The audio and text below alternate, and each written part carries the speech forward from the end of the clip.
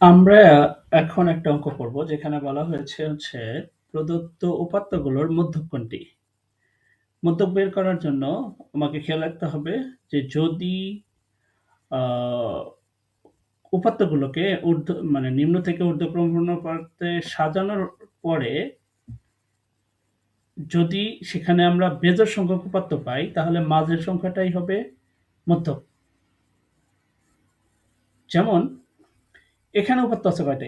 ১, ২, ৩, ৪, ৫, ৬, ৭, ৮, ৯, ১০, ১১ এখানে ১১ টা আছে। এর মানে হচ্ছে এই পাশ থেকে ৫ টা, এই পাশ থেকে ৫ টা বাদ দিলে এইটা হয়ে যাওয়ার কথা হচ্ছে মেইন। কিন্তু ব্যাপারটা এরকম না। এটাকে আগে নিম্ন থেকে ঊর্ধ্বক্রম অনুপাতে সাজাইতে হবে। ১ম ৫ টা বাদ দিয়ে ৬ নাম্বারটা হচ্ছে মধ্যক। তাহলে নিম্ন থেকে হলো ৫, তারপর হচ্ছে ৮, দেন হচ্ছে ৯, ৯ এর পরে আছে হচ্ছে ১১, দেন হচ্ছে ১২, দেন আছে হচ্ছে ১৫।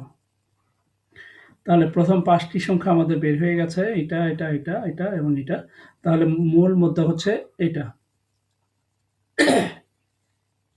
এবার যদি আমরা পরের অঙ্কতে যাই, তাহলে উপাত্ত দেখি কয়টা আছে? ১, ২, ৩, ৪, ৫, ৬, ৭, ৮, ৯, ১০ টি। যদি এরকম জোড় সংখ্যক উপাত্ত থাকে তাহলে মাঝের ২ টা সংখ্যার গড় হচ্ছে মধ্যক। আমাদের ক্রম আগে সাজাই। ক্রম সাজানোর পরে পাবো হচ্ছে ৫, তারপরে হচ্ছে ৮, ৯, ১১, ১২, ১২ র পরে ১৩, ১৪, ১৫ কোনটাই নেই, ১৭, ১৭ র পরে ২০ আছে, দেন হচ্ছে ২১ আছে, ২৩ আছে এবং ২৫ আছে। আচ্ছা, এবার তাহলে আমাকে মাঝ থেকে নিতে হবে প্রথম ৪ টা সংখ্যা এবং পরের ৭ টা সংখ্যা বাদ যাবে। যাওয়ার পরে মাঝের ২ টা সংখ্যা ১২ এবং ১৭ এটার গড়। তাহলে ১২ এবং ১৭ হচ্ছে ২৯ যোগ করে ২ দিয়ে ভাগ করতে হয়। ২৯ ভাগ করলে ১৪.৫।